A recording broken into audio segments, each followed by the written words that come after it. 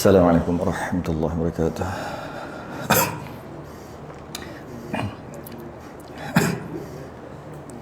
Innal hamdalillah nahmaduhu wa nasta'inuhu wa nastahdihi wa nastaghfiruh wa na'udzu billahi min shururi anfusina wa min sayyiati a'malina.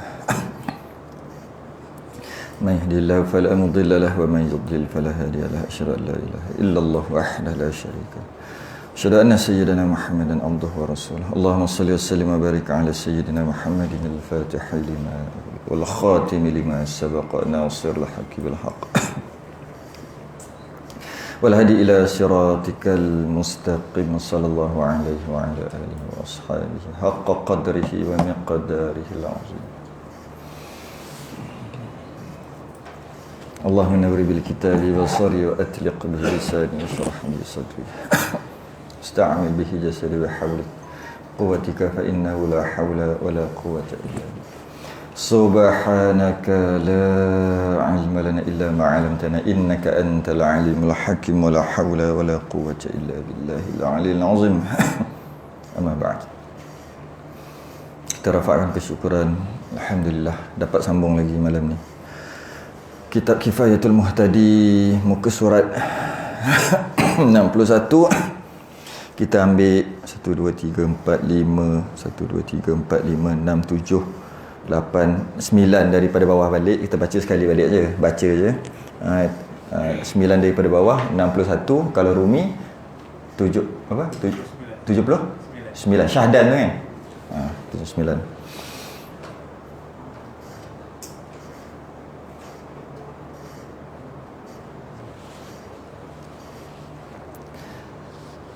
Qala ma'alif rahimahullah ta'ala wa nafa'ana bi'ulumi fid darin amin ya rabbal alamin. Syahdan, lafaz syahdan ini dipakaikan dia dengan makna bersaksi dengan sebenarnya, maka gunanya menyaksikan suatu perkara atau cetera yang telah terdahulu dengan menghubungkan dia dengan barang yang lagi akan disebutkan dia. Semalam lepas kita duk bincang berkaitan apa syarah syahdan ni, mimpi. Rupanya syahdan ni justru sampai termimpi kita, apa syarah syahdan kan. Bahasa Melayu syahdan adalah justeru. Betul tak? Betul. Justeru. Jadi kalau syahdan ni bahasa Melayu dia apa? Justeru. Macam pelik bunyi kan bahasa Melayu kan? Macam Melayu pun justeru. Tapi kita jarang pakai tau. Dalam TV ada kot. Dalam surat khabar dia lah. Itulah.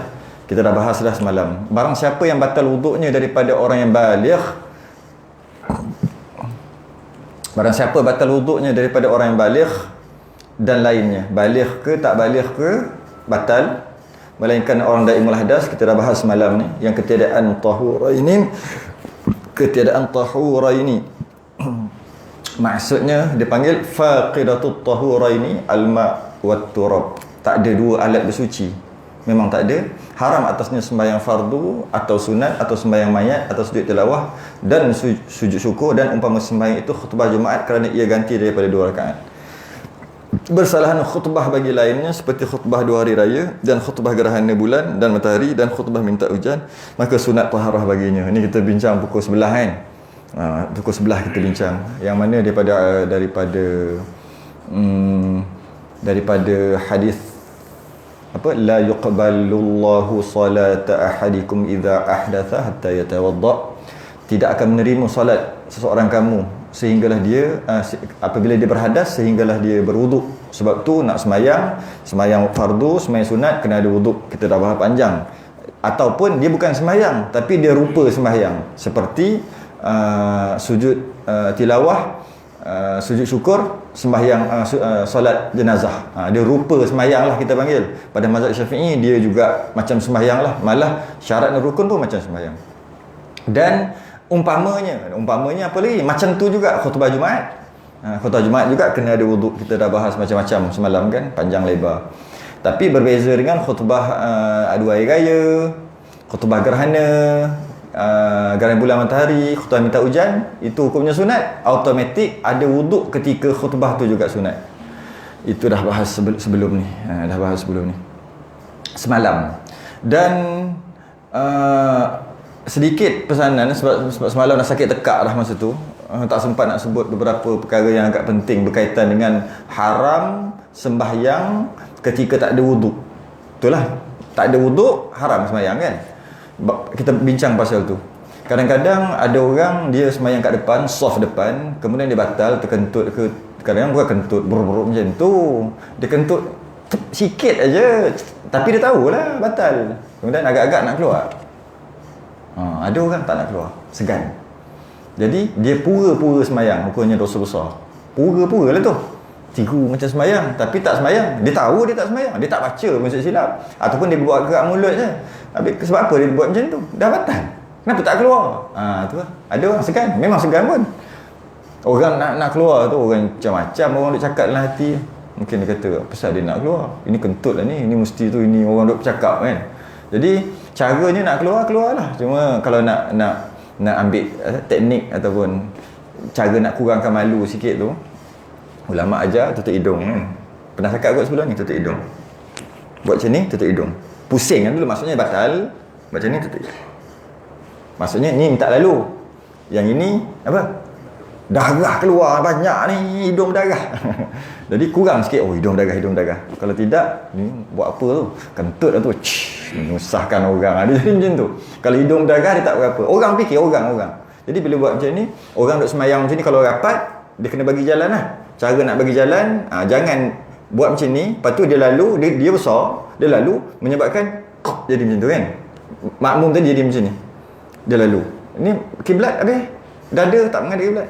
Jadi caranya macam mana? Kalau orang nak minta buat macam ni, kalau rapat, kalau tak rapat boleh lagi. Kalau rapat dan dia pula besar, dia pula tak buat macam ni, nak jalan macam ni juga. Lepas tu buatlah macam ni sikit. Ataupun terlalu rapat, caranya yang mana-mana seorang undur ke belakang sikit, duduk belakang ni. Macam ni. Tu cara. Macam ni, bukan macam ni. Kalau buat macam ni memang tak muat. Kita menyesal rapat sebelum ni lah. Sekarang ni ambil kau nak berlari pun boleh. Sebelum ni macam ni, bila kita macam ni je boleh. Dia pula bila masuk ke tengah tu dia akan terseret, menyebabkan kita yang duk semayang ataupun jemaah yang duk semayang tu dada lari. Caranya senang je. Mana-mana satu jemaah tadi, ada orang nak lalu, dia undur belakang sikit lepas tu dia masuk belakang orang ni separuh. Banyaklah luah kau ni. Tapi kalau rukuk tak boleh. Nak rukuk atas ni mana boleh. Maksudnya duduk situ je selalu. Betul pergi balik. Yang ni pula duduk belakang. Separuh. Tu cara. Jadi keluarlah kalau tidak berdosa. Kalau kata segan nak keluar, berdosa pura-pura sembahyang. Macam tu juga orang yang tertidur ketika khutbah Jumaat. Sama juga, tidur pula tak tetap papan punggung. Maksudnya dia tidur macam ni, tiba-tiba dia sedar-sedar dah, tertonggeng dah. Macam tu. Maknanya dia tidur tadi tak tetap papan punggung. Tidur sungguh lah. Bukan yang macam tidur tak tidur. Macam dengar, tapi tak tahu apa. Tak tahu cakap apa. Khatib dengar, tapi tak tahu cakap apa. Itu bersangatan mengantuk. Itu belum tidur. Ini yang tidur sungguh. Memang tak sedar. Sedar-sedar dah tertonggeng macam tu. Maksudnya nak terjatuh tu tersedar. Maka maknanya dia tidur tu dalam keadaan tak tetap papan punggung jugalah ketika dia ke depan tu. Dia sedar bila dah ke bawah sangat. Jadi kat situ batal wuduk. Lepas tu Bilal qamat keluar agak-agak. Antara lain lah benda-benda bahaya macam tu lah. Kalau memang batal, tak ada wuduk, aku nak semayang juga, tak ada orang buat macam tu. Macam ni berlambak ramai. Jadi itulah. Okey, habis. Jadi dan disebut sini daripada orang yang baligh sikit, yang terlepas malam tu, maksudnya daripada orang yang baligh dan lainnya. Dan lain tu maksud yang tak baligh lah. Jadi bila tak baligh, hukumnya haram juga. Cuba kita baca elok-elok ni yang semalam ni kan. Barang siapa batal wuduknya daripada orang baligh atau lainnya. Lainnya tak baligh lah. Okay? Melainkan orang daimul hadas, kita dah bincang semalam. Ketiadaan tahuraini kita dah bincang semalam. Haram atasnya sembahyang fardu atau sunat. Senang cerita, budak kecil pun wajib ada wuduk sembahyang. Budak besar yang dah baligh pun wajib ada wuduk nak sembahyang. Okey, budak besar ni tak ada masalah. Budak kecil ni. Budak kecil tak boleh sembahyang kalau tak ada wuduk. Cuma jika dia sembahyang juga walaupun tak ada wuduk, budak-budak tak berdosa dia. Budak tu tak berdosa. Memang pun budak mana ada akaun lagi, nak dosa macam mana? Maka tak berdosa lah budak tu. Cuma yang ni yang kita kata, kita yang tahu ni yang berdosa kalau tak tegur. Jadi ayat dekat sini tu daripada orang balik, barang siapa batal wuduk daripada orang balik ataupun orang yang tak balik, budak-budak, haram atasnya sembahyang fardu atau sunat, dengan maksud jika dewasa haram tu dekat dia, berdosa dekat dia. Jika budak-budak tak berdosa dekat dia, berdosa dekat orang yang tahu tapi tak tegur, berdosa kat orang tu, tapi tetap berdosa juga kat orang tu. Kalau tak ada siapa-siapa tahu, tak ada siapa-siapa berdosa.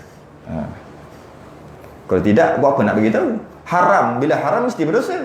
Haram pula dekat budak tak balik lagi. Macam mana haram budak tak balik lagi? Sebab tak balik tak ada dosa pahala. Kat situlah dia punya kaitan dia. Apa lagi yang terlepas malam? Apabila faqidatut tahuraini, maksudnya dia tak ada dua alat bersuci, debu pun tak ada, air pun tak ada. Maknanya orang ni ketiadaan dua alat bersuci, dia tak ada debu dan dia tak ada air. Macam mana ni? Debu pada mazhab Syafi'i lah. Sebab kalau mazhab Maliki mana-mana boleh tepuk kan. Jadi macam mana dia nak buat? Dia kena solat juga, kita panggil solat hormat waktu. Ada dobek sikit, iaitu jika dia ketiadaan dua alat bersuci tadi, tak ada debu dan tak ada air, dobek dia wajib solat fardu, namanya solat hormat waktu, nanti kena qada. Pastilah. Cuma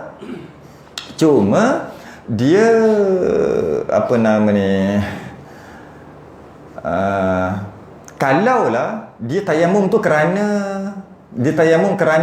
tak ada air dan tak ada debu untuk solat, dalam keadaan dia tayamum tu ganti hadar kecil, maknanya dia tidak berhadar besar lah, maka dia sunat baca, dia wajib baca Fatihah dalam sembahyang dan wajib baca, dan sunat baca surah. Sebab orang yang ketiadaan dua alat bersuci ni ada dua keadaan. Yang pertama dia hadar kecil, yang kedua dia hadar besar, dua-dua kena tayamum. Cuma lainnya jika dia tayamum bukan. Jika dia tak ada dua alat bersuci, bukan tayamum, dia tak ada dua alat bersuci, air pun tak ada, debu pun tak ada, dalam keadaan dia tidak berhadar besar, dia berhadar kecil je, dia tak ada wuduk aja, dia kena sembahyang juga, tapi tak tayamum lah, tapi dia kena sembahyang juga. Sembahyang dia tu macam biasa, sunat wajib baca Fatihah, sunat baca surah macam biasa. Cuma nanti kena qada sebab solat hormat waktu, settle. Macam mana kalau dia berhadar besar, dalam keadaan tak ada air, tak ada debu, sama juga, dia kena sembahyang juga. Mestilah nama solat hormat waktu, nama solat hormat waktu juga. Yang lainnya wajib baca Fatihah, haram baca surah. Sebab ada besar. Itu bukan kita tak amal, kita nak bagi ada satu line dalam kepala kita, pekah tu macam tu. Lama-lama dapat. Kita bukan nak sangat hukum ni. Sebab hukum ni kita mungkin tak pakai dah kot, takkan tak ada. Kalau kita lah jadi macam ni pun, kita taklid mazhab Maliki, tepuk je dinding mana-mana pun. Cuma kita bukan nak yang tu, nak fiqh dia macam ni. Bila fiqh macam ni, otak jadi otak fiqh, dia mudah je nak faham yang lain-lain. Jadi kalau dia tidak berjunub, dia cuma berhadar kecil, dia cuma tak ada wuduk, dan nak sembahyang wajib sembahyang, boleh baca macam-macam. Semua dia nak baca sunat-sunat, surah semua boleh, ayat Quran semua boleh. Sebab berhadar kecil boleh baca Quran. So apa masalah? Jika dia berhadar besar, dia kena sembahyang juga. Dan dia wajib baca Fatihah, walaupun dia berhadar besar. Kenapa? Kalau tidak macam nak sembahyang. Tapi surah sunat, dia berhadar besar ni. Solat pula nama solat hormat waktu, tu jadi haram, tak boleh baca surah. Yes, tu dobek. Dan haram atasnya tawaf yang demikian juga. Ni baru masuk yang hari ni punya, malam ni punya. Dan haram atasnya tawaf demikian juga. Tawaf pun haram juga, sama ada tawaf fardu atau sunat atau tawaf nusuk sekalipun. Kerana tawaf itu pada makna sembahyang. Tawaf nusuk tu apa nusuk? Inna salati wa nusuki. Tu nusuk. Nusuki. Tawaf nusuk ni tawaf haji lah, tawaf umrah. Tawaf fardu ifadah, tawaf sunat, tawaf hendak tawaf. Jadi tak kira lah apa jenis tawaf sekalipun, dia sama macam hukum sembahyang, sebab tawaf dengan sembahyang ni sama hukum. Jadi kena suci pada najis, kena ada wuduk, kena semua samalah. Bezanya boleh bercakap-cakap. Ketika tawaf tu je makruh lah, tapi boleh cakap-cakap. Siap boleh minum lagi. Kalau nak minum, nak makan pun boleh. Sembahyang tak boleh. Tu sikit lah beza. Yang lain semua sama. Jadi tak ada wuduk, tetap juga haram tawaf juga, apa jenis tawaf sekalipun. Dan haram atasnya menanggung mashaf. Mashaf ni Quran yang kita panggil tu lah, yang Quran yang kita panggil Quran tu. Kita panggil Quran tu, yang buku kitab Quran tu, atau barang yang tertulis padanya Al-Quran kerana tadarrus baca, untuk membaca. Tadarrus untuk membaca. Seperti contoh dia, Lauh. Lauh apa? Wall. Bahasa orang putih panggil wall. Papan pun boleh. Lauh tu. Sebab tu kita ada Facebook, kita ada wall. Kan dia panggil wall. Pernah pelik tak? Kenapa apa yang lain punya application tak panggil wall dekat situ? Ingat tak MySpace dulu? Tahu MySpace? Tak tahu.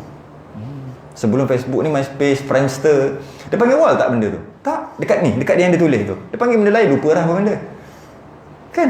Dia tak panggil wall. Kalau kita ada website www.com, benda tu kita tak panggil wall. Padahal sama juga duduk di situ. Kenapa kita panggil wall dekat Facebook? Menarik juga cerita pasal tu. Kenapa panggil wall tu dinding? Lauh boleh lah juga. Sebab tak ada. Tak ada. Satu perkataan pun jadi lah. Kalau sebut satu perkataan ni saya tahu.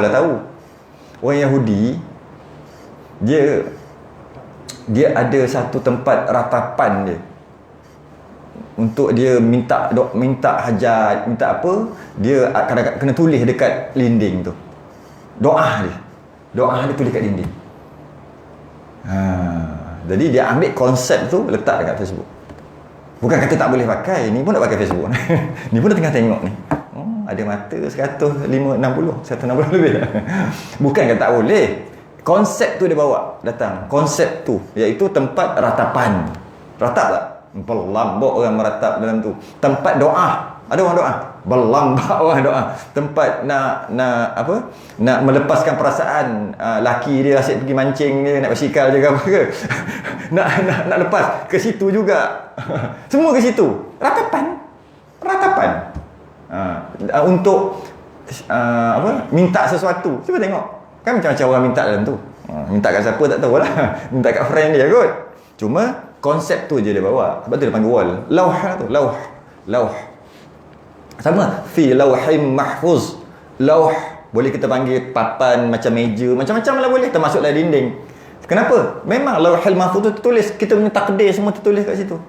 Malaikat pergi tengok. Okey. Mati. Mati pula. Dah sampai ajal. Syum pergi. Tengok situ. Kat situ ya. Tengok kat situ lah. Betul. Tu yang berubah-ubah kat situ. Mubrah mu'allaq semua kat situ lah. Berubah dekat situ. Pergi tengok. Oh, hujan. Tu hujan. Tengok situ lah. Fi lauhin mahfuz tu. Lauh yang dipelihara. Itu yang jin mula-mula boleh tengok lah. Dulu. Sebelum Nabi SAW lahir, jin boleh pergi sampai atas. Sampai sana. Tengok. Turun bawah. Beritahu kat kahin Tobomo dekat bawah. Beritahu. Tapi tahu sikit-sikit dapat sipi-sipi campur cerita. Adun bagi cantiknya.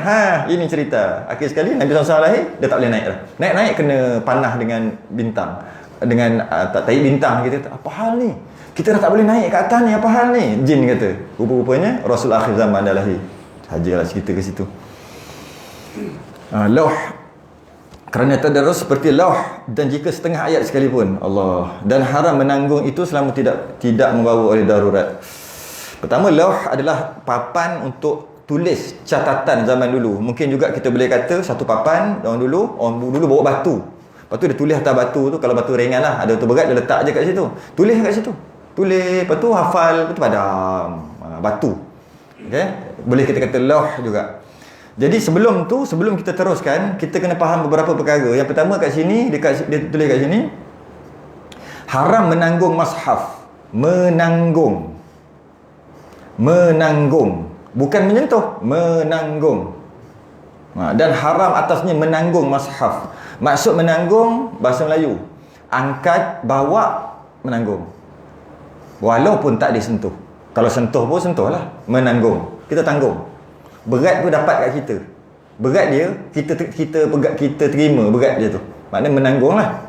Dan kita pegang. Macam mana kita nak menanggung tanpa kita pegang? Macam ni? Tak pegang, tapi menanggung. Samalah hukum ni, macam ni, dengan macam ni. Ataupun back, atau macam ni. Menanggung lah. Ni cerita pasal Quran ni. Tak boleh ni. Benda tak boleh. Kalau ni Quran, tak boleh. Tak pegang. Bukan cerita pegang. Haram menanggung. Bawah dia, menyentuh dia. Bawah tu baru dan haram menyentuh. Kan? Kita ambil menanggung dulu. Menyentuh tu ni touching, ni menanggung. Jadi boleh kita kata back bubuh Quran dalam tu menanggung lah tu. Nak faham menanggung dulu. Jadi menanggung tu angkat ataupun bawa ataupun menerima beratnya, tu moden lah tu. Terima berat sama ada pegang, sentuh ataupun tak sentuh. Kadang-kadang menanggung tu sentuh dan menanggung, kadang-kadang menanggung saja tak sentuh. Yang haramnya menanggung. Sentuh je lagi kita bincang. Menanggung haram. Pegang ke tak pegang ke tetap juga namanya menanggung. Menyentuh pula, sentuh walaupun tak ditanggung, walaupun tak diangkat, sentuh. Ini nama sentuh tapi tak tanggung. Itu pun haram juga. Nanti bahas nanti tu esok kot. Hari ni menanggung. Dia tanggung, ni tak tanggung tapi sentuh. Kalau macam ni sentuh dan tanggung. Kalau macam ni tak sentuh tapi tanggung. Ataupun masuk dalam beg. Cerita dalam beg ni. Okey. Jadi itu perbezaan menanggung dan menyentuh. Menyentuh, sentuh walaupun tak angkat, walaupun tak tanggung. Jadi semua mazhab ittifaq, sepakat semua mazhab haram menyentuh Quran kalau berhadas. Haram, yang kita akan bincang akan datang. Haram sentuh. Ada kecil, ada besar, haram. Ni Quran haram sentuh. Sepakat. Cuma yang khilafnya dekat menanggung. Menyentuh sepakat. Menanggung ni khilaf. Ada yang kata menanggung tu tak apalah maksudnya. Jadi menanggung tapi tak menyentuh. Menanggung tanpa menyentuh, ada khilaf. Menyentuh tak ada khilaf. Memang tak boleh menyentuh Quran, mushaf tadi. Okey, mazhab Syafi'i, Maliki. Haram sentuh walaupun guna alat lain. Haram sentuh walaupun guna alat lain. Maksudnya haram sentuh walaupun guna alat lain. Macam tu lah kot. Biasa pakai lidi ni Quran. Lidi. Pen. Kita tengok banyak lagi bab ni. Dia khilaf kat sini. Haram sentuh walaupun guna alat. Mazhab Hanafi, Hambali yang harus. Boleh guna alat kalau nak sentuh. Tapi tak boleh tanggung sentuh lah. Maksud sentuh masih lagi boleh. Mazhab Syafi'i, Maliki tetap juga haram sentuh walaupun guna alat lain. Walaupun guna alat lain. Mazhab Syafi'i dengan Maliki. Mazhab Hanafi dengan Hambali, sentuh yang tangan yang tak boleh. Guna alat lain tak nama sentuh. Tak dinamakan sentuh lah sebab alat lain tu yang sentuh. Jadi khilaf kat situ lah. Cuma daripada dalil nas yang ada, haram menyentuh Quran, memang ada nas, la yamassuhu illal mutahharun. Tapi menanggung Quran tak ada. Dia kias. Dia tak ada nas hadis Quran tak ada. Dia kias. Maksudnya kias aula lah, kias aulawiyat, dengan maksud kalau sentuh pun haram, tanggung haram tak? Kena faham tanggung tadi lah. Sebab mana lagi besar? Lagi besar, istilah besar tu. Lagi berat. Berat boleh juga. Lagi besar lah yang, mana lagi besar? Ni ke? Ni. Besar, faham maksud besar tu? Dia punya, apa nak bahasa dia panggil? Mana lebih? Lebih lagi. Ni sentuh. Ni lebih lagi. Okey, itu kalau pegang. Kalau tak pegang? Tak pegang dengan ni. Mana lebih? Sentuh lagi lebih? Tidak. Ni lagi lebih. Tidak. Ni lagi lebih. Maksudnya menanggung tu jauh lebih daripada menyentuh. Sekat menyentuh lah biasa-biasa je. Menanggung ni berat dia dapat, berat dia kena dekat kau punya berat. Dekat berat ni bertambah, kalau timbang bertambah berapa gram. Kena dekat kaki pula, pakai tenaga. Itulah maksud berat tu. Maksud dia punya tu. Lebih lagi. Jadi menanggung tu jauh lebih daripada menyentuh. Jadi kalau menyentuh pun tak boleh, menanggung lagi tak boleh. Kias aulawiyah. Jadi itu mazhab Syafi'i. Mazhab yang kata menanggung boleh tu, dia kata apa pula? Yang tak boleh sentuh. La yamassuhu illal mutahharun. Tak boleh sentuh. Dalam Quran sebut menanggung mana ada. Tapi jangan sentuh lah. Menanggung ini haram juga. Sebab bukan haram sebab menanggung, sebab menyentuh. Tapi kalau menanggung macam ni tak haram. Sebab yang haram sentuh. Jadi bolehlah kot melap apa? Lapik-lapik. Mazhab Syafi'i tak boleh. Tak boleh. Macam anjing. Anjing kan? Anjing jilat air. Air tu mughallazah. Jadi air liur dia najis. Najis pula berat. Kalau air liur najis badan, sama je. Mazhab lain kan ada kata, mazhab Maliki tak ada. Anjing selamba je bawa. Mazhab Hanafi anjing selamba je bawa. Tapi apa mazhab Syafi'i ada?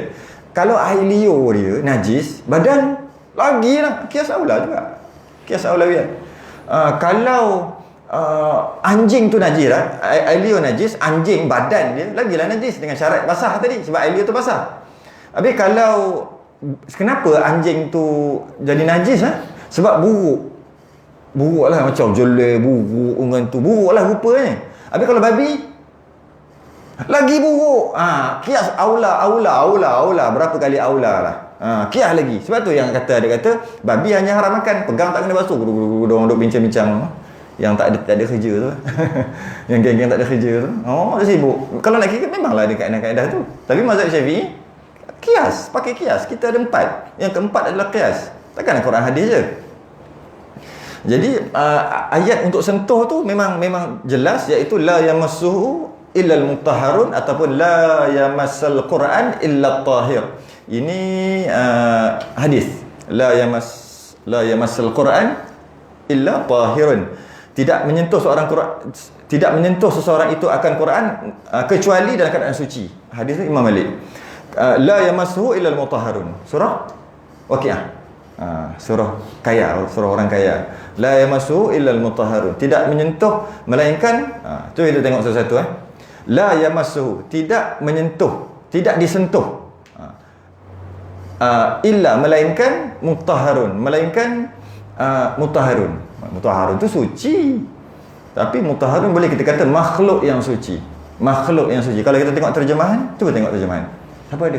Android, Quran Android. Buka. Nak tengok la yamassuhu illal mutahharun, dia terjemahkan apa? Waqiah 79. Mana? Waqiah 79. Tak nampak ni. Siapa buka? Surah Waqiah 79. Ayat 79. Laju-laju dia boleh cari. Nak tengok dalam Quran apa? Android tu dia tulis apa? Ya 79, betul. Dia tulis apa? Saya tengok yang ni lain pula. Dia tulis kat sini la yamassuhu illal mutahharun.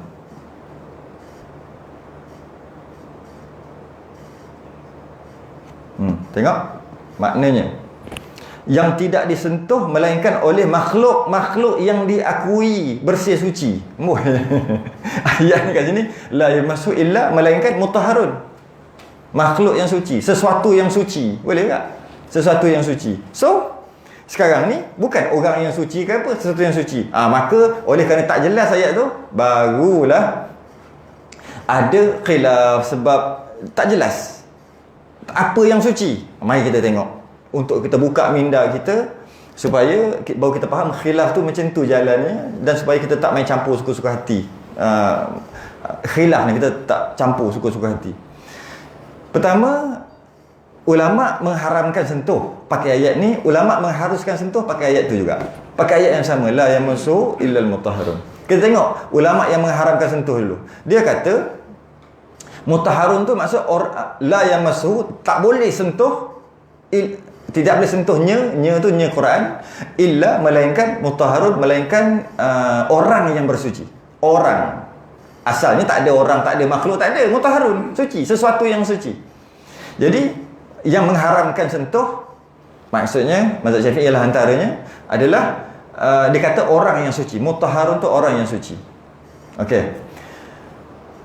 Dan dikiaskan lagi jika dekat Lauh Mahfuz, sebab ayat sebelum tu innahu laqur'anun karim fi kitabim maknun la yamassuhu illal mutahharun. Maksudnya sesungguhnya Quran tu sangat mulia, fi kitabim maknun, dia satu kitab yang terpelihara dekat Lauh Mahfuz, terpelihara, la yamassuhu illal mutahharun. Tu tengok ayat yang sebelum, 2 ayat sebelum. Innahu laqur'anun karim, sesungguhnya Al-Quran tu sangat mulia, fi kitabim maknun, di satu tempat yang terpelihara lah kita kata. Kitab yang terpelihara, maksud kitab yang terpelihara tu maksudnya di Lauh Mahfuz, la yamassuhu illal mutahharun. Tak boleh menyentuhnya melainkan yang suci. Ini yang saya sebut tu, iaitu asalnya semua orang boleh tengok, boleh pegang, boleh apa, tiba-tiba kan tak boleh kan bila Nabi SAW lahir. Jadi tak apalah yang tu. Cuma kalau dekat Lauh Mahfuz hanya makhluk yang suci je yang boleh sentuh. Kalau kat bumi sama juga, kias juga tu. Dalam Quran la yamassu illal mutahharun. Tak boleh sentuh Quran yang ada dekat Lauh Mahfuz tu, sebab asal Quran dekat Lauh Mahfuz, turun dekat Baitul Izzah ketika malam apa? Isra Mi'raj. Bukan? Malam apa? Malam Ramadan. Nuzul Quran tu lah 17 Ramadan. Turun ke situ sekaligus Baitul Izzah. Lepas tu turun sikit mengikut apa yang berlaku kan. Itu penurunan Quran tu. Tapi sebelum tu memang ada dekat Lauh Mahfuz. Jadi yang tulis kat sana itu yang terjaga tu. Siapa yang boleh tengok, siapa yang boleh pegang? Hanya la yamassu illal mutahharun. Hanya makhluk-makhluk yang suci je yang boleh tengok, boleh baca, boleh sentuh dekat atas sana. Kalau dekat atas sana hanya makhluk yang suci je boleh sentuh Quran. Kalau dekat bumi samalah, kias aulawiyat juga. Hari ni kias aula je hari ni. Dan kalau ada yang khilaf yang mengatakan itu malaikat. Sebab apa cerita pasal kita? Kan cerita innahu laqur'anul karim fi kitabim maknun. Kan malaikat kita tengok la yamassu illal mutahharun. Mutahharun tu malaikat.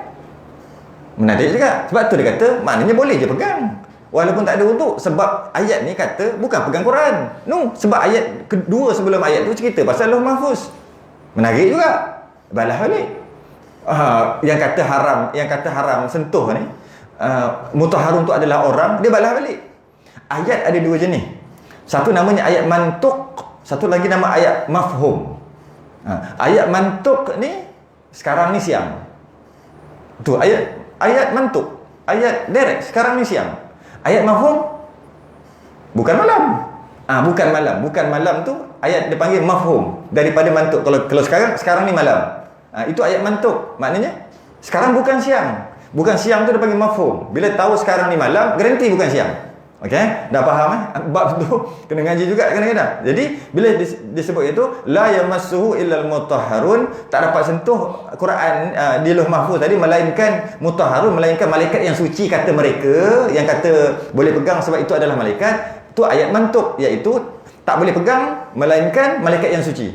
Sebab mutahharun suci dan dia bukan orang, malaikat. Bila ayat mantuk dia malaikat yang suci, ayat mafhum dia adalah malaikat tak suci. Ada ke? Menang, kita menang 2-0. Nampak diorang berlawan nampak. Akhir sekali khilaf tak khilaf lah. Tapi maksudnya hujah tu, hujah. Jadi kaedah mafhum mukhalafah ni ada pada mazhab Syafi'i je. Mafhum mukhalafah ni sekarang ni siang, sekarang ni siang, sekarang ni tidak malam. Itu mafhum mukhalafah. Mazhab Syafi'i je ambil masuk dalam hukum. Mazhab lain tak ada. Jadi jika dia kata illal mutahharun tu malaikat yang suci, secara automatik ada malaikat yang tak suci. Soalannya, adakah malaikat tak suci? La ya'sunallaha ma amarahum wa yaf'aluna ma yu'marun. Tak buat maksiat. Semua malaikat suci. Jadi kalau malaikat suci, kenapa nak cakap malaikat tu suci lagi? Sebab malaikat tu dah memang suci. Kenapa nak cakap illal mutahharun tu malaikat yang suci? Ke ada malaikat fallen angel lah? Kan ada kan? Tahu tahu. Malaikat jadi jahat. Tu kena tahu juga tu sejarah-sejarah orang kafir tu. Malaikat mula baik, tiba dia tak puas hati, dia jadi jahat. Fallen angels. Tak tahu. Tahu lah? Ada tahu, baguslah tahu. Kena tahu. Jangan kita serik kita je. Kena tahu benda-benda macam tu. Saya ni pun mengaji pondok apa pun kita ambil tahu. Tak boleh. Benda ni kita tak boleh. Nanti kan kita tak boleh nak lawan mereka ni. Tak boleh nak lawan sebab kita tak tahu mereka tu macam mana. Kena tahu. Dan antara lain ada satu peristiwa Nabi SAW tak jawab salam sahabat ketika ambil wuduk. Nabi tengah ambil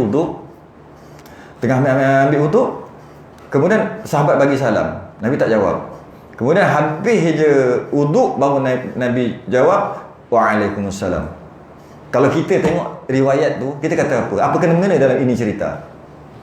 Jangan lari fokus. Kita cerita pasal sekarang. Cerita pasal sentuh kan. Sentuh. Ni sedikit tambahan lah nak menguatkan. Lepas wuduk aja baru Nabi jawab. Lepas wuduk, tengah wuduk ni, Assalamualaikum, tak jawab. Lepas habis wuduk boleh, Waalaikumsalam. Kita akan nampak macam tu je. Maksudnya ketika berwuduk, kalau orang bagi salam, sunat tunggu kejap, lepas habis wuduk baru jawab. Itu je kita dapat. Ulama lebih lagi, dia istimbat dan masuk ke dalam. Macam mana? Kalaulah Nabi nak sebut nama Allah lah tu, Waalaikumsalam warahmatullah. Kan ada nama Allah dan ia adalah zikir, dia adalah nak jawab ni. Kalaulah nak jawab salam yang mana ada zikir-zikir sahaja, pun Nabi tunggu dulu sampai habis wuduk baru jawab. Takkan kalamullah yang penuh dengan macam-macam boleh tak ada wuduk? Macam jauh sikit lah nak kona tu, tapi boleh lagi lah, boleh terima lah. Kalau lah penuh dengan kalamullah, bukan zikir-zikir, kalamullah ada, walaupun tak baca, tapi kalamullah, takkan pegang boleh ada wuduk. Nabi nak lantun kat mulut aja kalamullah, itu pun bukan kalamullah, perkataan Allah dan zikir-zikir dan wirid-wirid sikit aja. Waalaikumsalam warahmatullah, tu je nak jawab. Pun tunggu wuduk dulu. Padahal senang je kan, tak ada pegang-pegang pun. Ini siap kena pegang, tiba-tiba tak payah ada wuduk. Bolehlah jauh sikit lah, tapi bolehlah terima juga. Hujah lah tu, hujah. Dan hujah lagi, tak ingat ke cerita Umar Al-Khattab? Sayyidina Umar Al-Khattab yang dia nak bunuh Nabi tu sebelum masuk Islam. Aku nak bunuh Muhammad, aku tak kira. Jumpa dengan kawan dia, kau buat apa ni? Nampak marah sangat ni, bawa pedang ni. Aku nak bunuh Muhammad. Habis dah. Semua kita punya Tuhan dia telah sesatkan dah. Dia ambil lah pula kawan-kawan kita, semua dah masuk Islam. Aku nak bunuh. Kawan dia kata apa? Elah, sembang kencang. Adik kau sendiri masuk Islam kan? Peristiwa tu kan, adik kau sendiri masuk Islam. Ya ke? Tak jadi bunuh Nabi, kau nak pergi rumah adik dia. Pergi, tengok ada seorang sahabat. Dia dengar ada 3 suara. Suara seorang duk mengajar ayat Quran lah. Dua lagi duduk baca. Duduk macam orang nak belajar Quran. Dia terajang pintu, dia masuk. Tengok ada 2 orang. Laju seorang tu melompat. Sahabat tu orang kata Sayyidina Umar. Laju dia melompat menyeruk terus. Memang bahaya dia ni, datang memang mati kita. Hilang, tinggal 2 je. Adik dia perempuan, adik ipar dia. Para sahabat seorang tu dah menyeruk dah kat dalam. Oh kan dia bergaduh. Apa kau buat? Kau dah masuk Islam? Ya, aku dah masuk Islam. Kau baca apa tadi? Aku tak kira kau baca apa tadi. Kan? Last kali tak nak bagi, pom, dia menampar adik dia. Adik dia jatuh berdarah. Baru dia teringat. Baru sedar lah. Adik aku ni. Apa dah jadi ni? Adik aku ni. Takkan aku nak bunuh adik kan? Dia baru sedar. Adik aku ni. Okay, sekali, aku nak tahu juga apa kau baca. Tak boleh kan? Adik dia cakap kan? Engkau tak suci, engkau pergi. Dia suruh mandi. Lepas tu baru dia bagi lembaran tu. Taha ma anzalna 'alaikal qur'ana litashqa illa tadhkiratan liman yakhsha tanzilan mimman khalaqal arda was samawati al-'ula ar-rahmanu 'alal 'arsy istawa. 5 ayat ni baca dekat ubur-ubur anak lembut. Bukan lembut ni, kan? Lembut. Lembut hati. Macam saya nak Umar. 5 ayat ni. Ketika tahnik boleh guna ayat ni juga untuk baca kat ubur-ubur, tiup. Baca ketika jari mana-mana lah. Jari kecil lah kot, mulut dia kecil. Tahnik, macam tu. Bacalah bismillah tu lah. Belum bismillah lah. Taha 1 sampai 5. Lepas tu habis baca ni kan. Betul? Tengah-tengah tu juga. Macam tu. Macam tu. Jadi lembut sikit hati dia. Biar lembut macam Sayyidina Umar. Lembut tapi garang. Itulah cerita sikit. Okey. Yang kata haram sentuh, yang mengharuskan sentuh, dia kata itulah tu malaikat. Tapi ulama tadi dah bahas lah, malaikat yang suci apa? Kalau malaikat yang suci ada, maknanya malaikat yang tak suci pun ada. Tolak. Tapi mereka tetap jugalah.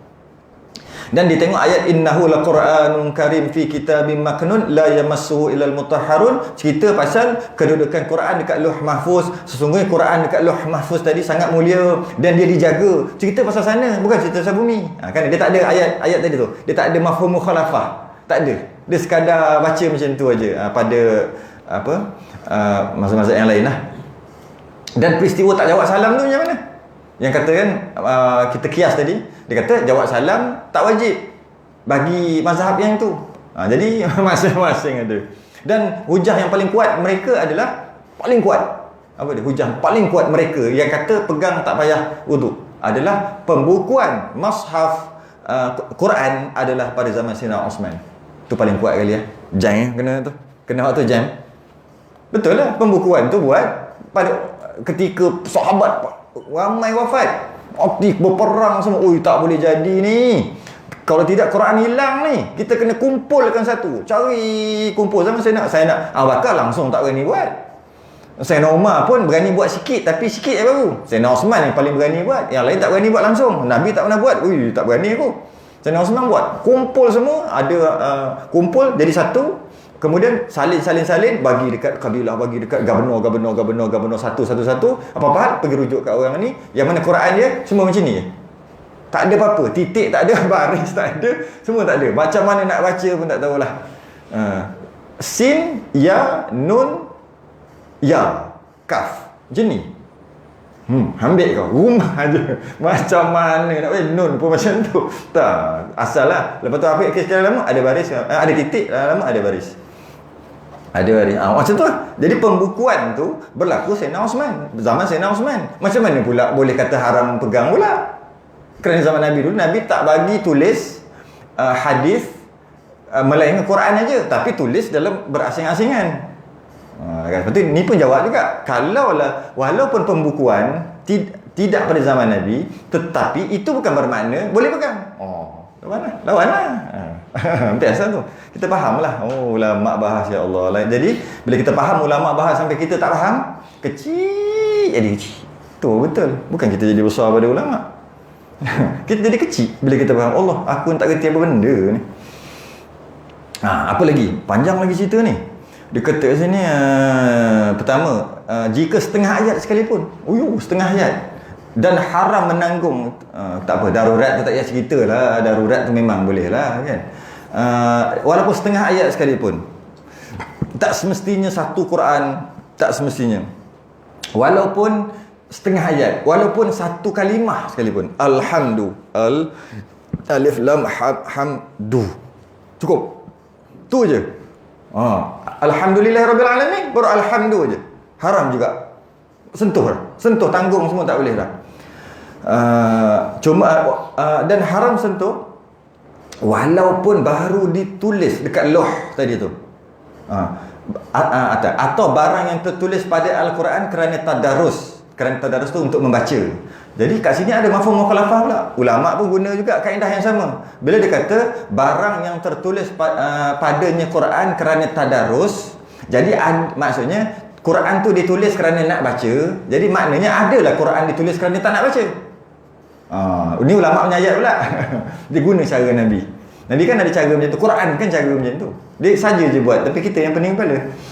Waktu tu tak pening lah. Semua orang ni, kita ni lah duk pening. Jadi kalau dia bagi tahu tulis Quran kerana tadarus, kerana nak baca. Dia kata seperti lauh, tulis atas lauh setengah ayat sekalipun, satu ayat sekalipun, ataupun satu kalimah sekalipun. Alhamdu contohnya. Haram dah sentuh, haram dah pegang. Walaupun tulis atas lauh, atas papan hitam. Senang cerita. Papan hitam terus. Lauh juga tu.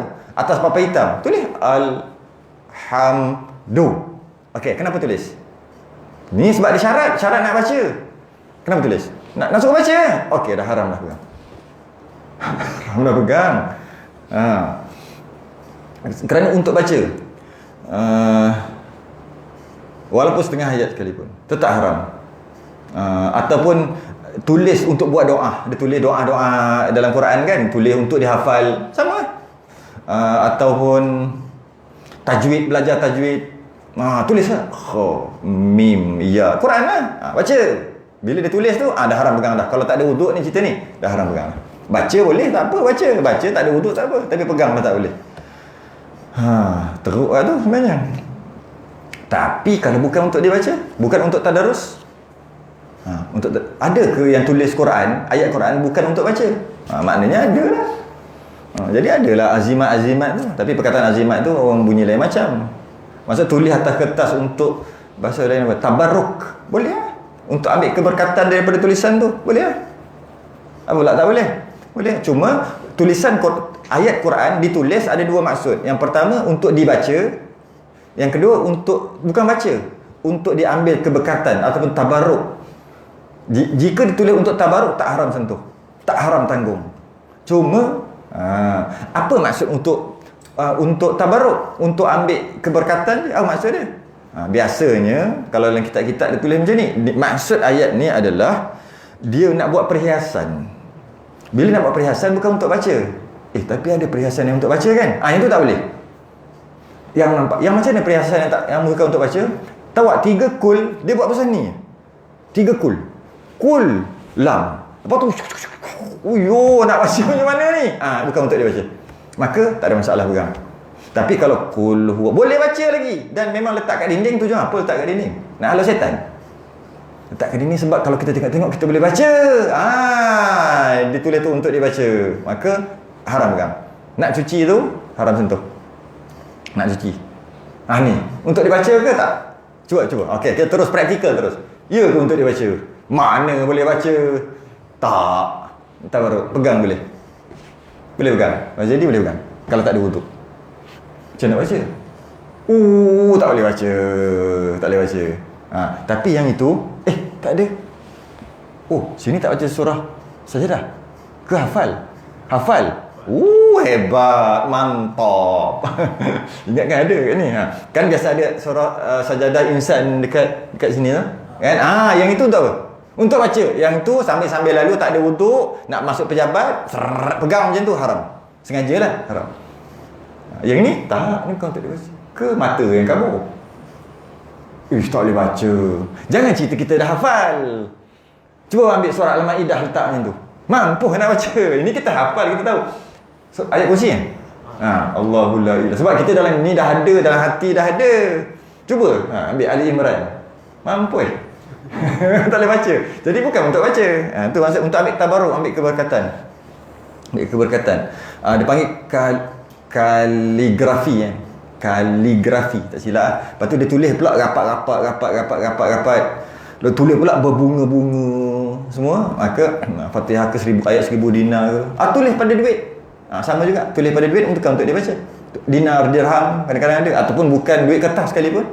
Nak tulis kalau katalah ada ayat Quran. Apa? Ayat Quran biasa tulis kat dinar, memang ada pun. Bismillah lah senang. Bismillah ada, sebab negara Islam kan, mesti ada bismillah kan. Bismillah ada. Sekarang ni untuk apa bismillah? Bukan untuk baca. Duit, membaca apa? Maka tak ada masalah pegang. Tapi jaga jugalah. Takut langkah ke apa kan. Dekat tu panjang bab tu je panjang. Adapun jika darurat, tak payah cerita darurat lah. Darurat babi pun boleh makan, kan? Betul tak? Darurat babi pun boleh makan. Tapi boleh tak kita kata macam ni? Babi boleh makan kalau darurat, nak ajar cakap. Kadang kita kena belajar bercakap. Cakap tak pandai. Ayat ni betul tak? Babi boleh makan jika darurat. Tak betul. Salah ayat tu. Babi haram makan. Tu dulu. Darurat nanti memang boleh makan, tapi kena cakap babi haram makan. Babi haram makan. Ya, tak boleh kata macam ni. Babi boleh makan jika darurat. Jika tu duduk kat belakang tu tak boleh. Tak boleh. Tak ada kitab tulis macam tu. Ulama pun pandai. Benda haram kata haram dulu. Kemudian darurat, masyakoh apa tu cerita belakang. Jadi maksud kena duduk kat belakang. Babi haram makan. Habis tu kalau kita duduk dalam hutan, tak ada makanan, boleh lah makan babi kalau ada babi? Tak boleh. Barulah kata tak boleh. Boleh. Bukannya boleh kalau darurat. Boleh. Senang Patut tak boleh dulu. Masuk hutan, tak ada makanan, babi ada kat depan tengah sengih. Boleh kan? Tak boleh. Babi haram. Habis tu sekarang ni ada babi tu, makanan tak ada. Tak boleh. Tak boleh makan. Habis tu nak makan apa? Makan ikan. Kalau ada sungai. Sungai tak ada, ikan pun tak ada. Kalau sungai ada, ikan tak ada. Babi ada. Nak babi aja. Boleh makan? Haram. Nampak? Itu cara tu. Dia bukannya babi halal makan ataupun boleh makan jika darurat. Salah tu. Haram dulu. Lepas tu, habis tu sekarang ni ikan semua tak ada, boleh makan babi. Babi duk sengih hari tu. Merah lagi babi. Panggang pun sedap. Haram. Kenapa? Takkan tak ada buah apple ke dalam tu, buah durian ke, buah langsat ke, apa-apa buah dalam tu. Tak ada buah. Boleh makan? Nak makan aja? Tak boleh. Pucuk kayu, akar-akar kayu, kulit-kulit kayu. Boleh kan? Tak boleh lagi. Air, kau minum air dulu. Air boleh hidup berapa hari? 3 hari ke 7 hari tanpa makan. Maksudnya kamu boleh hidup. Janji minum air. Minum air dulu. Kau nak makan babi je kerja. Tak boleh. Habis tu kalau dah tak ada apa, air pun dah lapar sangat, boleh makan? Tak boleh lagi. Sebab apa? Lapar, biasalah lapar. Habis tu biar je lah lapar. Habis ni dah lembik dah ni. Dah memudaratkan nyawa dah. Baru sampai. Memang tak boleh lah. Tak ada makanan semua, tak ada, badan pun dah penat, memudaratkan nyawa. Anak babi duk tersengih kat depan tu, barulah boleh makan. Nampak? Susah nak makan babi. Susah. Cuba cakap ni. Babi boleh makan jika darurat. Senangnya. Betul pula makan. Bila sebut boleh makan dalam tak boleh. Boleh kan? Makan babi. Boleh tak? Buat babi 3 rasa, babi masak kicap. Ini untuk malam. Tak boleh sekadar untuk lepas nyawa je, untuk selamatkan nyawa je. Boleh ke standby untuk malam? Tak boleh. Habis tu macam mana malam ke? Malam orang tunggu malam. Sibuk. Tunggu malam. Kat situ lah cerita Jadi, ada pun jika darurat yang membawa kepada ditanggungkan dia, terpaksa pegang, terpaksa tanggung, dengan berhadas, dalam keadaan berhadas tak haram. Darurat boleh lah. Maka darurat itu seperti, apa maksud darurat? Darurat tu maksud apa? Seperti ditakuti terbakar. Nak terbakar, kita tak ada wuduk, ambil wuduk, habislah terbakar. Jadi bila terbakar, maka musnah rosaklah Quran tu, ataupun jatuhlah martabat dia, terbakar dia, jatuhlah. Selamatkan walaupun tak ada wuduk, tak haram. Malah boleh jadi wajib. Atau tenggelam, takut tenggelam, masuk dalam air. Kalau tenggelam, jadi jatuh martabat lah. Duduk kat dalam tu kan jatuh martabat, campur dengan selut, kan martabat Quran jatuh. Jadi tak ada wuduk, selamatkan. Okey. Takut kena najis. Macam mana takut kena najis? Nak jatuh kita sanggup kot. Macam mana macam tu lah kot. Buatlah masalah. Jatuh ni, tarik banyak kat bawah, jatuh. Dia pun kot lah. Apa maksud lain lagi? Apa-apalah, yang penting nak selamatkan daripada kena najis. Kerana dengan kena najis Quran tu, maka jatuh martabat Quran tu. Apa lagi? Takut kena najis atau dapat kepada kafir. Orang kafir ambil. Ini pun dia ada terbahagi kepada 2. Orang kafir boleh ambil Quran tak? Boleh pegang ke, boleh baca ke, boleh ambil ke? Ni tak bagi ambil ni. Boleh. Kalau tak boleh, dia orang lagi dah tak percaya kat Islam. Nak baca kitab suci tak boleh, kena masuk Islam dulu. Mampu tak masuk Islam. Jadi boleh ke? Boleh. Habis dia tak benda wajib. Sebab dia tak i'tiqad tu kitab suci, dia ingat buku aja. Sebab dia kan kafir. Dia tak ada wuduk, dia tak i'tiqad pun benda tu mulia. Jadi bila dia tak i'tiqad macam tu, dia boleh masuk masjid. Dia boleh masuk masjid, dia boleh pegang Quran, boleh, semua boleh. Habis ini tak boleh ni.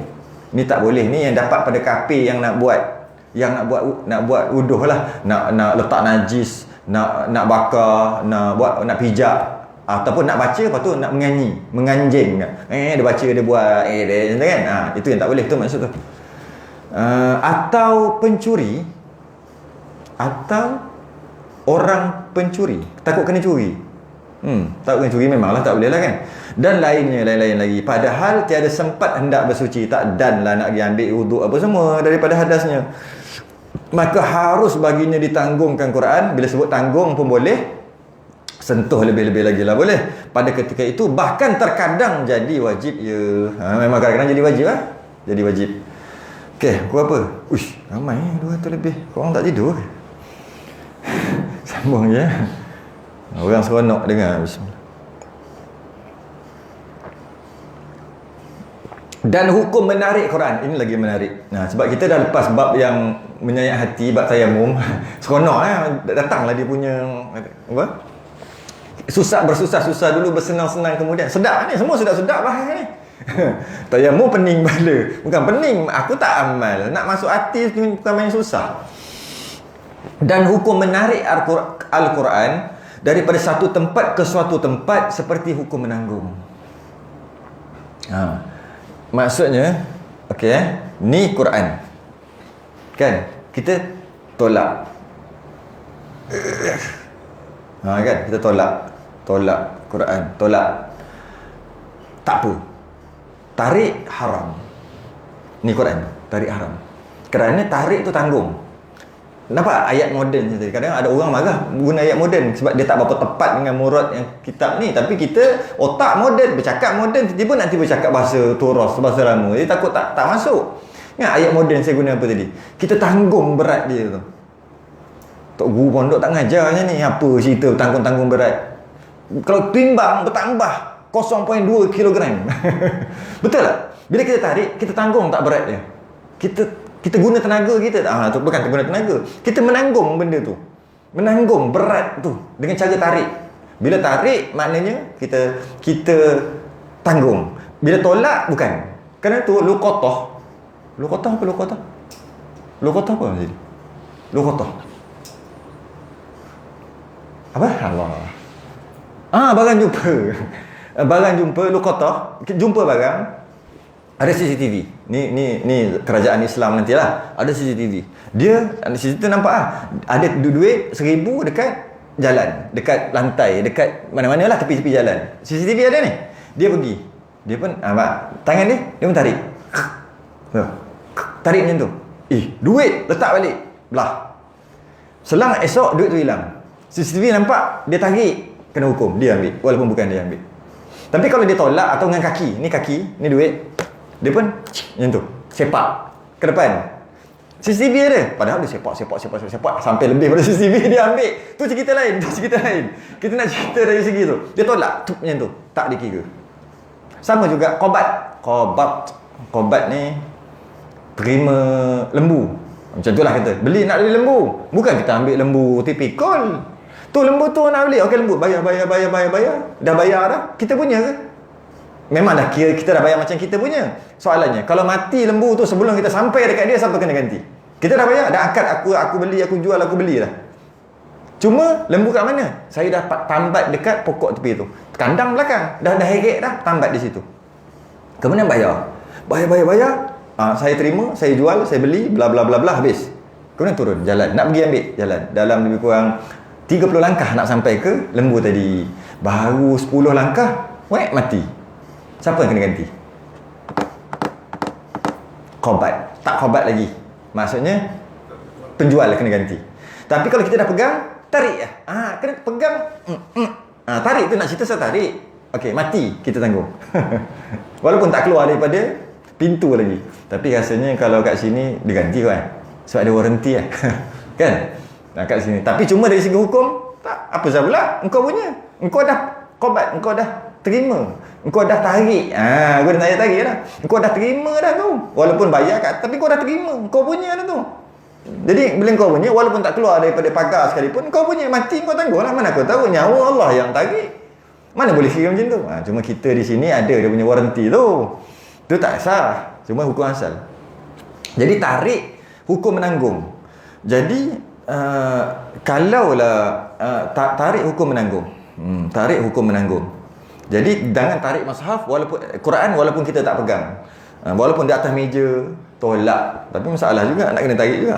Kalau tolak je jatuh pula. Seorang kena tarik. Seorang yang tarik tu kena ada uduk. Tolak tak apa. Tolak tarik tak boleh. Macam tu juga kalau kita detailkan lagi, macam lidi, kalau kita kata ambil lah pendapat yang mengatakan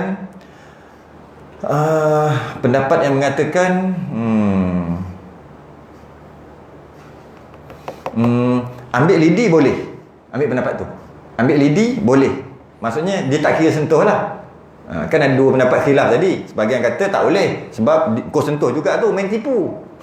Tapi satu kata boleh sebab kau bukan sentuh, alat lain yang sentuh. Kita ambil yang kata boleh tu. Bila ambil boleh, kadang-kadang dia jadi haram balik. Yang boleh tu pun boleh jadi tak boleh, jadi haram. Kita ambil pendapat yang kata boleh sentuh tadi. Bila lidi, ni lidi macam nak belik. Macam mana nak belik? Dia pun ni kan. Menanggung. Menanggung apa? Ni maksud menanggung. Kita terima tak berat dia? Terima. 0.00001 gram. Kita terima berat dia. Menanggung. Masa ni haram. Walaupun pada pendapat yang kata boleh. Ni boleh. Tapi ni tanggung. Tak boleh. Haram balik. Kalau macam ni boleh. Ambil cocok. Boleh tak? Cocok. Berlubang sikit. Betul? Macam mana? Mana tahu kalau macam ni haram. Macam ni. Dia pun terbang. Pop macam ni. Tak boleh. Menanggung. Habis tu macam ni. Cocok. Cocok. Dia lekat. Lepas tu. Tolak. Cocok. Dia lekat.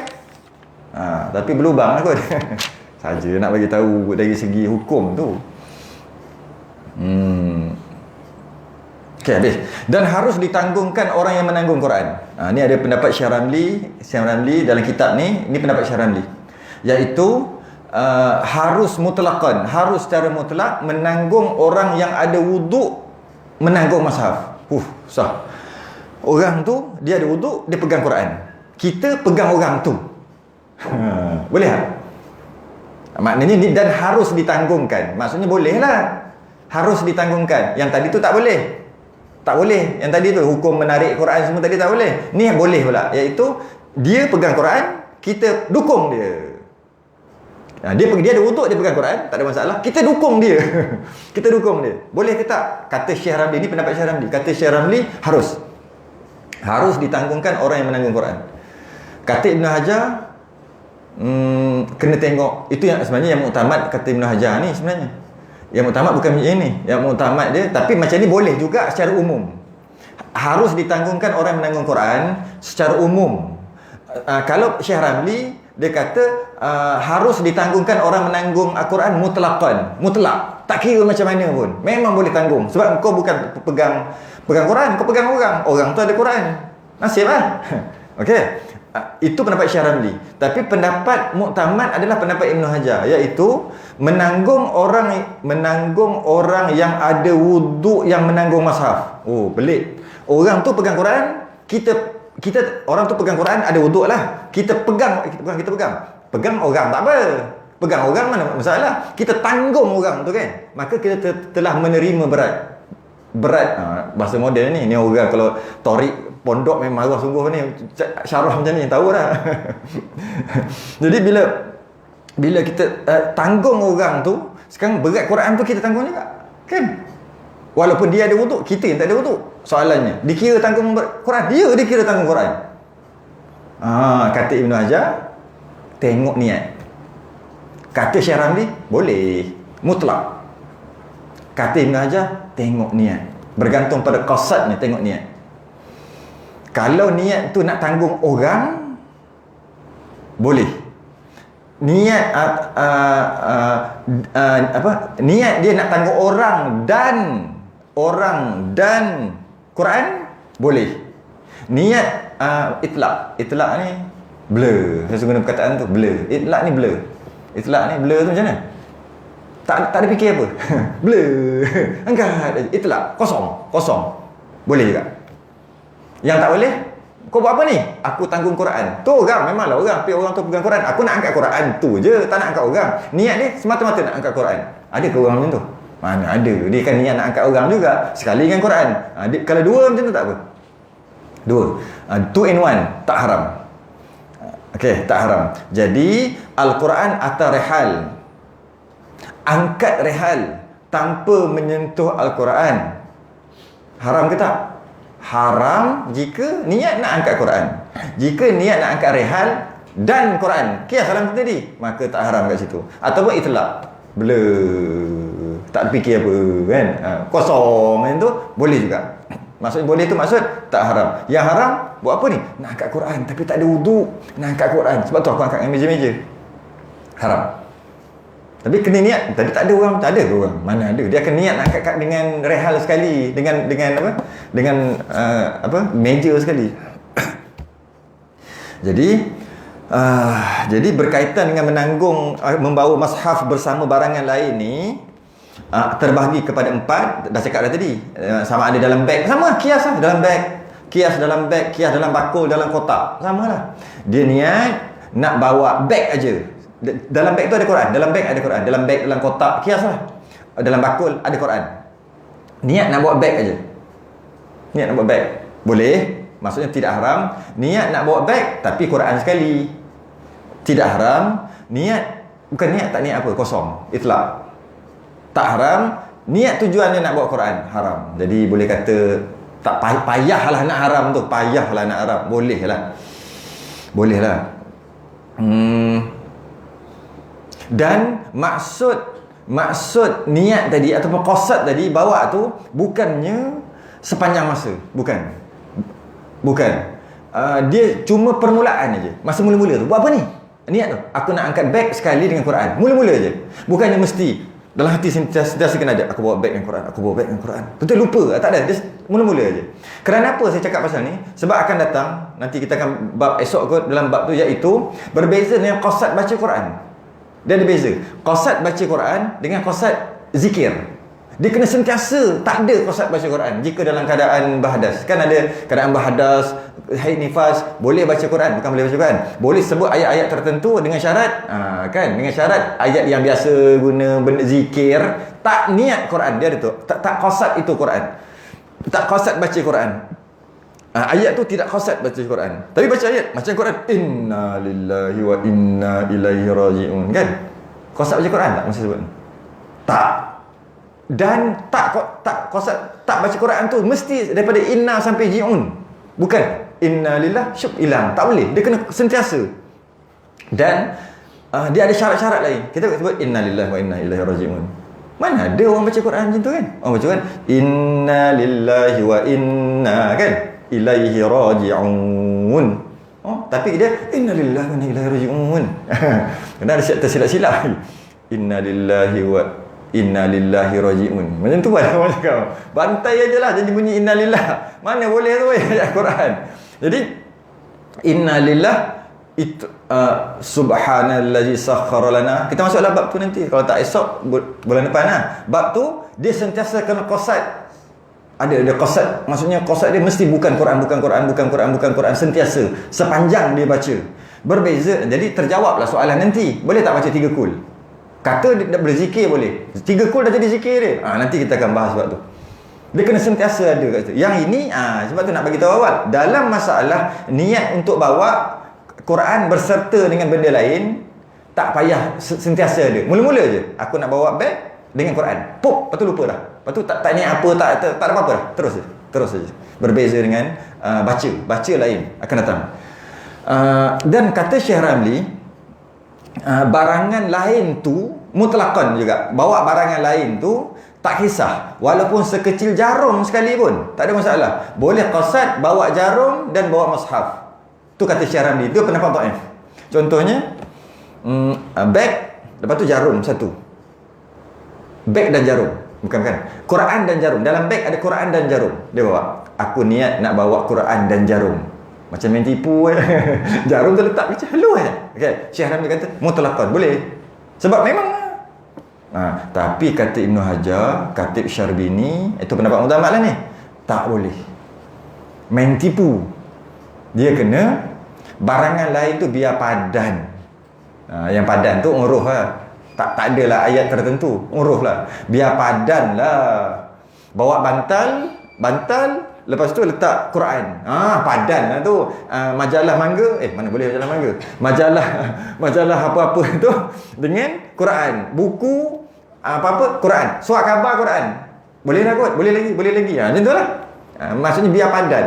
Jangan jarum agak-agak dia ambil ni, pinjam sikit pun kerat. Ketemu ambil ni bubuh dalam tu. Aku bawa benda lah ni, kabel tight sikit pun. Kabel tight besar ni dengan Quran. Kata Syekh Ramli boleh. Tapi kata Ibn Hajar agak-agak lah weh. Mana boleh. Tak dimaaf. Dia biar padan. Biar padan. Yang ini lebih jelas dalam kitab Matla'il Badrain. Boleh rujuk. Memang. Dia kata kat sini. Mana saya tulis kitab Matla'. Seperti bawa bantal dan mushaf sewaktu itu boleh qasad bawa bantal atau bersama-sama mushaf, tetapi tidak memadai. Ni dalam kitab Matla'. Tetapi tidak memadai jika jarum dan mushaf qasad bawa jarum, tak memadai. Tak boleh. Kitab Matulak ada tulis. Jarum tu contoh Kitab Matulak. Cukup? Cukup belum? 11.5. Yang ini panjang ni. Lengah tak? Dah lengah belum? Sebab dan sentuh pula ni. Kalau kita tak sambung, esok sentuh, lepas tu habis bulan depan. Tengok sikit, kita tengok sikit boleh pergi tak boleh pergi ni. Rasa macam boleh tak boleh semua banyak ni. Sebab kita ada ni, esok last tu tak habis. Bulan depan lah. Itu pun kalau boleh keluar. Tak balik kot, memang duduk sini lah. Duduk orang bawa jambatan mana pun. Duduk mana pun. Maksud dia, carilah masjid. Hari ni tidur masjid ni, esok tidur masjid lain. Allah. Dan haram atasnya menyentuhkan dia. Kita tengok dulu. Kalau kadang-kadang bila nak pergi tu rasa tak boleh pergi, kita kena stop juga. Sebab paling cantik, tengoklah dulu macam mana. Dan haram atasnya menyentuhkan dia sama ada dengan anggota wuduk atau lainnya. Ada orang fikir haram sentuh tu dengan anggota wuduk je haram kalau tak ada wuduk. Dengan bukan anggota wuduk boleh. Sebab tu dia sebut pelik sungguh. Dengan lutut boleh kot pegang. Sebab lutut bukan anggota wuduk. Dan haram atasnya menyentuhkan dia sama ada dengan anggota wuduk atau lainnya. Anggota wuduk ke lain, senang cerita seluruh tubuh lah haram sentuh. Dan jika tiada disentuh tempat yang tertulis seperti tepi-tepi muka helainya pun tak boleh. Dan barang yang antara baris-barisnya sekalipun pun tak boleh. Yang dimaksudkan dengan haram sentuh ialah pertama kulit. Pertama kita tengok kulit dulu. Kulit tak boleh. Kulit lah apa dia panggil? Kulit Quran, kulit kitab tak boleh. Pertama. Yang kedua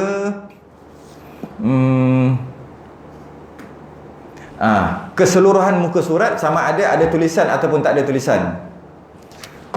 Ni Quran, sini haram. Bukan ni aja, ni pun haram. Padahal kosong, haram. Ni bukan Quran. Sebab ayat Quran sini kan, ni bukan Quran, haram. Apa lagi? Kawasan kosong di antara ayat.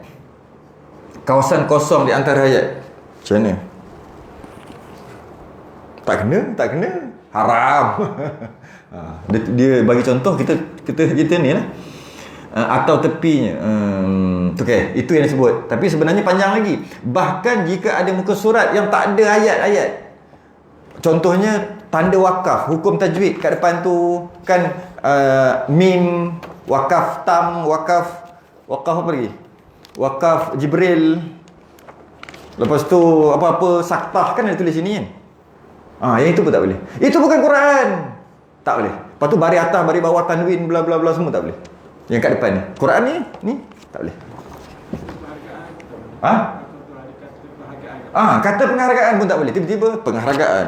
YB bagi yang tempel raya kan. YB pun tak boleh pegang. Bukan YB tak boleh pegang. Tulisan tu. Apa sahaja tak boleh pegang. Sebenarnya senang je. Tempat yang kosong. Sebenarnya helaian tu kosong. Dia saja buat lebih. Quran tu dia kena letak lebih-lebih. Itu pun tak boleh. Kosong pun tak boleh. Sebab dia kan Quran penuh, cuma dia kosong. Pun tak boleh. Ada tulisan, tulisan YB, tulisan chop, penghargaan, undilah semua tak boleh. Semua tak boleh. Tak boleh. Apa lagi ya? Asmaul Husna tak boleh kan ada kan? Nas'aluka ya. Tak boleh. Okey. Kalau ada terjemahan, masuklah kepada hukum yang apa dia panggil? Hukum yang soalan yang glamour. Macam mana kalau ada terjemahan dalam satu mushaf? Cara untuk tahu boleh pegang ke tak ataupun boleh ambil, boleh angkat, boleh sentuh ataupun tidak. Kita ambil tu contoh dulu. Boleh sentuh tak Quran tapi ada bukan Quran. Bukan Quran tu maksud tulisan lain selain pada Quran. Tak kisahlah Jawi ke Rumi ke Arab ke, tak kisah. Tapi ada Quran, ada bukan Quran dalam tu. Yang biasa kita panggil terjemahan. Cara untuk kita hukumkan boleh pegang ataupun tidak boleh pegang adalah kena tengok mana lagi banyak huruf. Tak semestinya tengok. Kita buat macam ni pun dah tahu dah. Bukan kira satu-satu. Jika banyak Quran, Sebab maksud kat sini, kadang-kadang Quran tu ayat penuh. Bila Quran tu ayat penuh, maknanya kalau ada satu lagi yang terjemahan dia sama tebal dengan ayat tu, baru sama namanya. Tapi kalau setakat ada ayat Quran dan ada terjemahan, kita kena ijtihad. Kena tengok betul-betul mana lagi banyak, ayat Quran ke bukan Quran. Mana lagi banyak. Jika banyak lagi ayat Quran, boleh pegang. Boleh pegang tu maksud boleh macam ni. Boleh. Walaupun tak ada wuduk. Cerita tak ada wuduk ni, cerita tak ada wuduk. Jika banyak Quran daripada bukan Quran, tak boleh pegang. Itu yang jadi kata ada tajwid, ada Asmaul Husna. Tu kan pastinya banyak ayat Quran, huruf-huruf Quran berbanding dengan setakat tajwid-tajwid tadi. Kerana tu haram. Tapi kalau banyak yang bukan Quran berbanding dengan Quran, Quran sikit, terjemahan tu banyak, maka boleh pegang macam ni.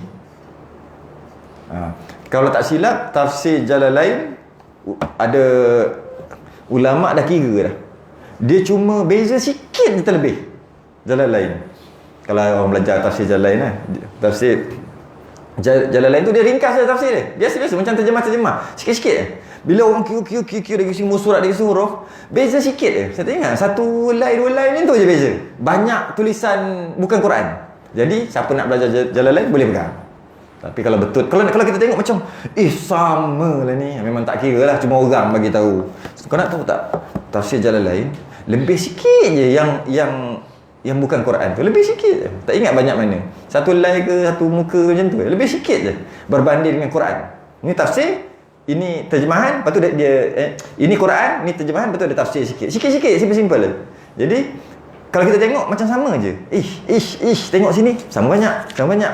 Sebenarnya ulama' dah tolong kira dah. Dia lebih Quran kurang sikit, maka boleh pegang. Bagus jugalah. Rasanya orang yang buat tu pun dia niat macam tu. Kalau tidak, payah nak belajar kita tafsir, kena wuduk apa kan, payah kita. Jadi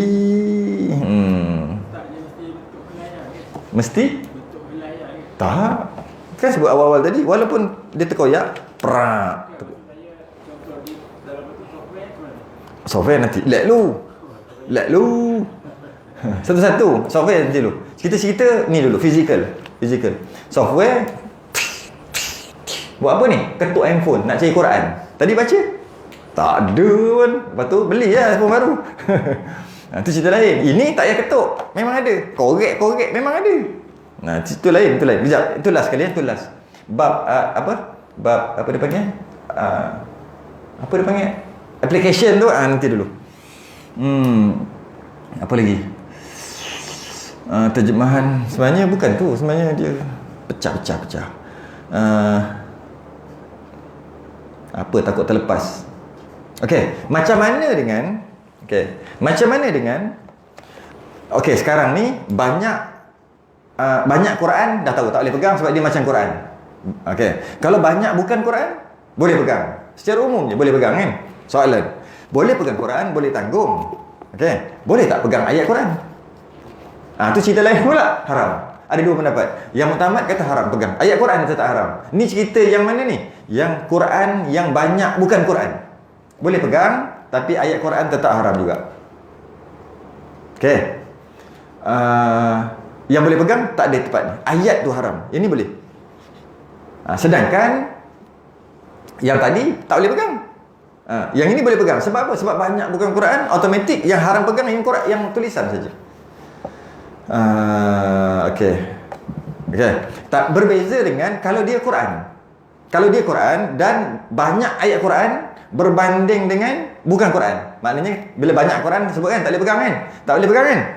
Tak boleh pegang. Adakah boleh pegang yang tajwid, yang tulisan bukan Quran, yang terjemahan tu? Tak boleh automatik. Nampak? Sebab dia susah sikit. Dia lain. Dia macam tak adil sikit. Tak adil lah kan? Jika banyak bukan Quran, banyak tulisan Rumi, banyak tulisan Arab yang bukan Quran berbanding dengan Quran, boleh pegang. Boleh pegang. Tapi tak boleh pegang. Sini ayat dia. Ayat cuma yang ni boleh pegang sebab bukan ayat Quran. Kenapa kau boleh pegang? Sebab banyak yang bukan Quran berbanding dengan Quran. Jadi boleh pegang. Ini terjemahan ni, boleh pegang. Terjemahan. Bukan ataupun bukan Quran tu kan? Boleh pegang. Ini Quran. Oh, ni tak boleh. Walaupun boleh pegang macam ni, walaupun boleh pegang macam ni, walaupun boleh pegang kat sini, ini tak boleh pegang sebab ni Quran. Okey. Berbeza dengan kalau dia Quran lagi banyak. Katalah Quran lagi banyak daripada bukan Quran. Pertama tak boleh pegang. Yalah, dah jadi Quran lah sebab Quran lagi banyak. Pertama tak boleh pegang. Tak ada wuduk ni, cerita tak ada wuduk Kemudian, adakah boleh pegang kawasan kosong? Tak boleh juga. Adakah boleh pegang dekat tulisan yang tadi tu? Penghargaan? Tak boleh juga. Tak adil sikit kan? Tak adil kan? Faham maksud tak adil? Tak adil sikit. Jika dia bukan Quran, boleh pegang. Yang tak ada ayat Quran. Dekat ayat Quran tak boleh pegang juga. Tapi, bila dia Quran dengan maksud banyak Quran daripada bukan Quran, dengan semua dah dia tak boleh pegang. Ini tidak adil. Itulah. Maksud tidak adil tu besarnya dia tu. Nak cerita. Beratnya kita ke situ. Dia lebih ke situ. Kemudian surah Yasin tahlil banyak ayat Quran ke banyak doa zikir Yasin tahlil. Rasa banyak bukan kena cek tu dia bukan main beli je, beli letak. Oh tak apa, Yasin je pun, ayat tak apa, tahlil je pun. Dosa tu. Jika banyak ayat Quran. Tapi tak silap banyak ni lah kot, banyak doa, lepas tu terjemahan apa kan. Rasanya lah. Ceklah sendiri. Dia tak semestinya Quran tu full. Tak. Walaupun satu surah, walaupun satu ayat sekalipun. Satu kertas kosong. Ni kertas kosong. Alhamdulillahirabbil alamin. Lepas tu bawah tu segala puji. Tak sempat nak habis tulis segala puji. Dah. Alhamdulillahirabbil alamin tu ayat Quran. Boleh pegang? Tak boleh lah. Sebab segala puji tu sikit. Alhamdulillahirabbil alamin tu lagi banyak. Tu ayat Quran. Tak boleh lah pegang. Walaupun tu je pun. Bukan kata mesti Quran penuh, tidak. Tak. Takut tinggal lagi. Apa lagi? Ada yang surah Kahfi, surah Yasin, Tabarak, Sajadah, Insan kan ada tu. Yang itu banyak Quran. Itu sudah cek. Itu memang banyak Quran lah. Tapi Yasin, kebiasaan Yasin tahlil biasanya banyak yang bukan. Banyak doa, panjang doa kan. Lepas tu terjemahan, lepas tu la ilaha illallah kan. Lepas tu ada macam-macam zikir. Macam mana pun itu sekadar saya cakap je. Nak tahu yang lebih lanjut kena itu pun tak boleh juga sentuh ayat. Cuma boleh pegang je. Pegang tu pula bukan ayat Quran. Tempat yang bukan ayat Quran. Bukan ayat Quran. Kita macam mana kita buat selama ni? Tak tahulah. Bantai ajalah. Nak berhenti kat situ ke nak pergi depan lagi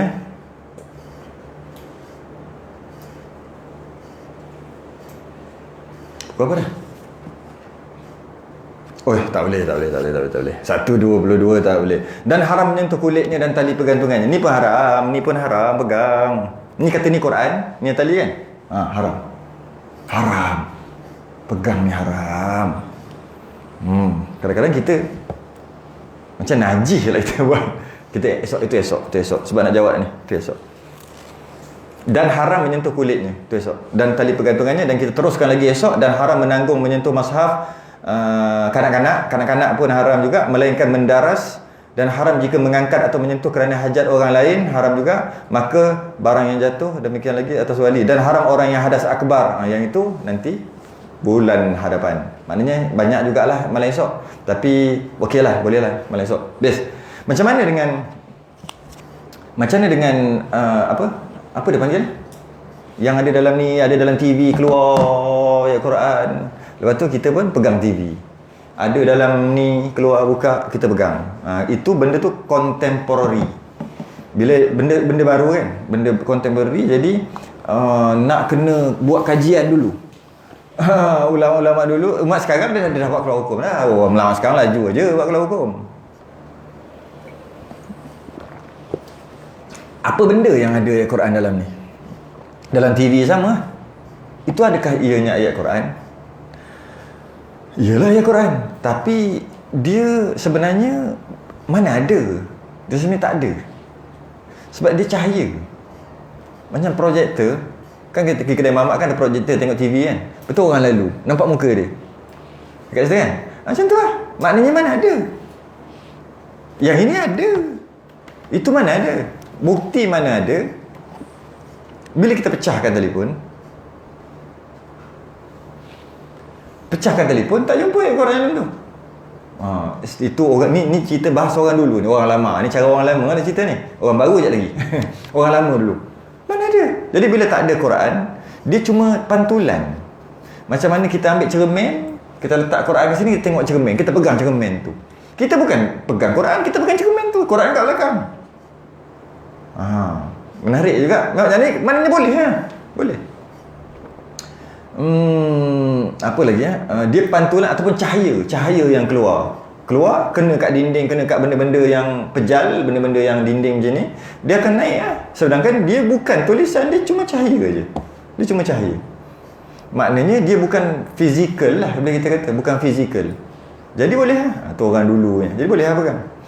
Orang sekarang ni pula, maksud orang sekarang ni, ulama-ulama yang sekarang ni pula, dia kata manalah tahu akan datang, dah tak ada dah paper, dah tak ada pakai paper dah sekarang ni kan. Kita punya bil semua pakai email. Maknanya dia tak nak pakai, sebab ni dia akan tebang pokok apa, cypress tak silap nama pokok tu. Potong pokok cypress tu, ya ke tidak atau nama pokok tu, kemudian bensin gerak-gerak jadi ni. Jadi dia membahayakan kesihatan pula apa dia panggil, Allah nak sebut payahnya, alam sekitar rosak, oksigen tak cukup. Kita baru nak belajar cakap moden je ni ya. Jadi jika mana sekarang kita nak biar tak ada benda tu, maksudnya tak ada yang alam sekitar ni biar terjaga. Jadi kena pakai, semua pakai tu. Termasuklah kalau kata Quran nanti dah tak ada, semua nak Quran, beli macam pendrive ke macam benda lah apa ke, tekan sini, pring, keluar. Kita pun macam dalam cerita orang putih tu, tak usah tengok.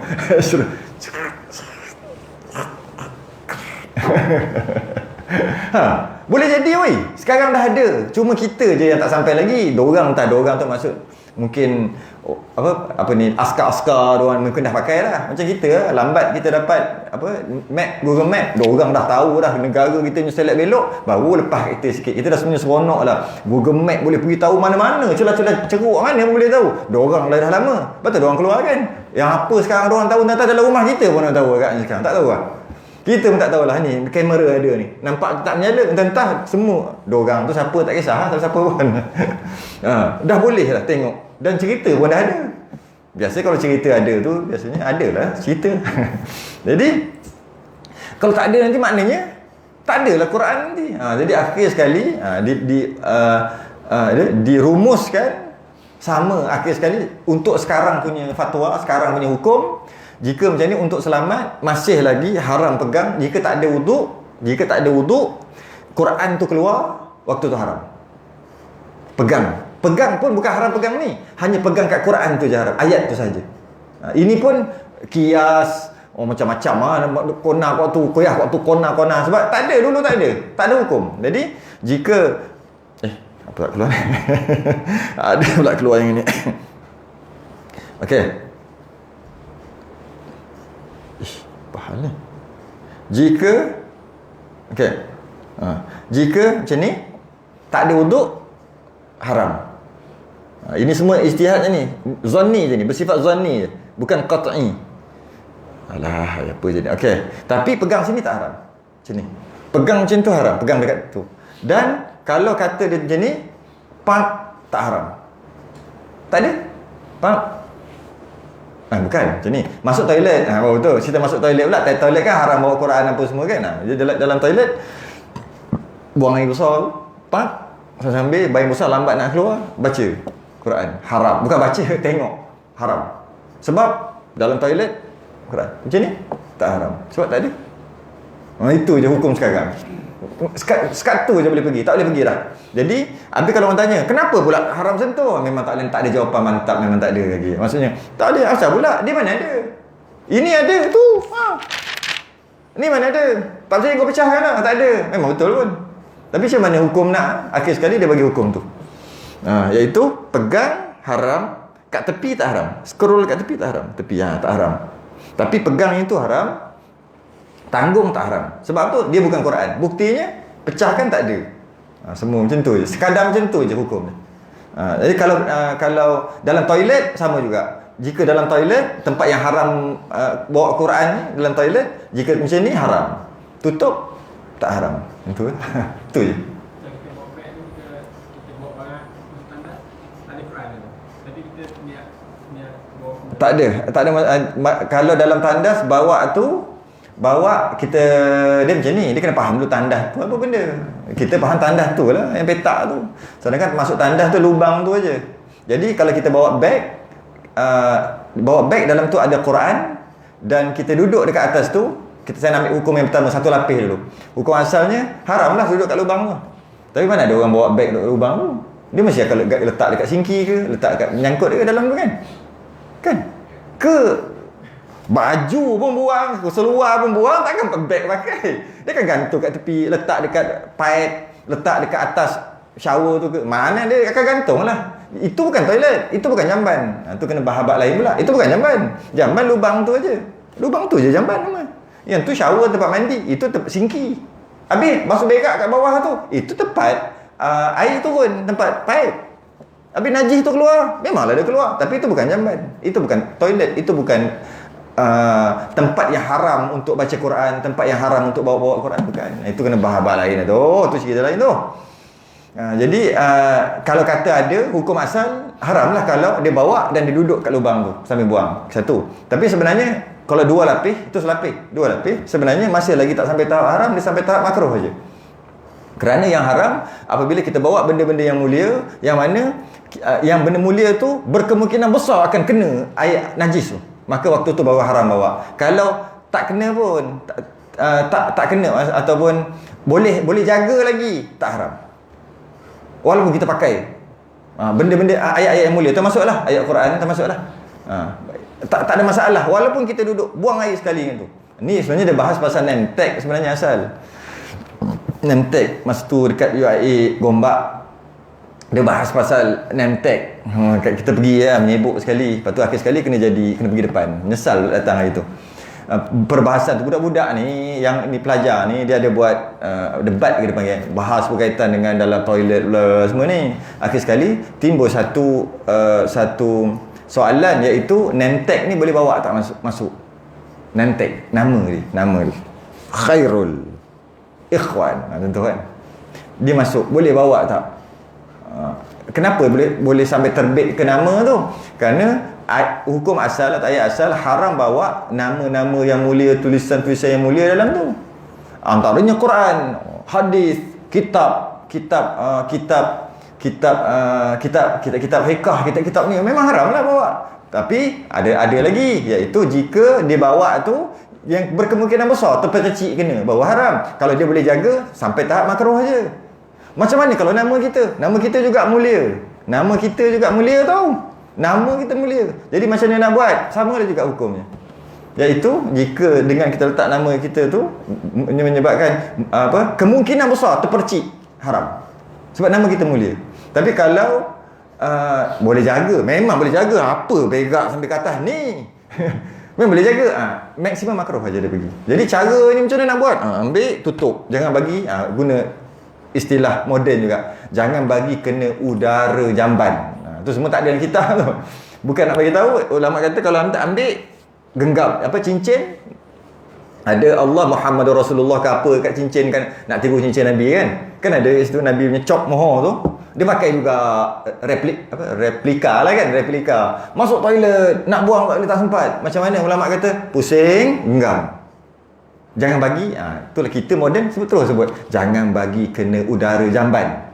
Betul, orang marah, memang marah pun, tapi kita bagi faham, orang boleh faham, senang je kan. Habis tu kan masuk sikit-sikit, bukan jangan bagi kena langsung, faham lah maksud jangan bagi kena udara tu, jangan bagi, orang faham. Tapi kalau ada orang memang dia tak suka ayat macam tu. Tapi kita nak bagi faham. Jadi samalah, nemtek tu ambil, buang dalam poket. Habis ni macam mana? Buang dalam poket. Quran macam mana? Buang dalam beg. Tu lah. Buang dalam beg, tak kena udara. Udara? Kan udara boleh masuk juga. Kena syarah lain. Kadang-kadang orang yang dengar sekali-sekala, dia akan tak puas hati tambah yang macam ni nak torik betul-betul tu tak puas hati. Tapi kalau dengar daripada awal, baru dia faham. Kita nak mudahkan faham tu. Cukup. Mana tadi nak tanda balik. Dan haram menyentuh kulit. Dan haram menyentuh kulit dan tali pergantungan dan sarungnya. Dan saya nak pesan, nak cakap lagi dekat orang yang ada dekat live ni. Macam biasa, kita minta maaf banyak-banyak. Kita tidak meraihkan soalan walaupun berlambak soalan ni. Jadi insya-Allah saya akan buka soalan nantilah bila waktunya nanti. Tunggu. Waktunya soalan je hari tu sampai 2-3 jam. Jadi kita habis hari ni, esok sambung aja, jangan lupa. 200 lebih lagi ada. Korang tak tidur ke? Esok hari apa? Malam ni malam Jumaat, asal tak tidur lagi? Ngaji. Bagus, ngaji. Kita sudahi dengan tasbih kafarah dan suratul subhanakallahumma wa bihamdika. Assalamualaikum warahmatullahi wabarakatuh.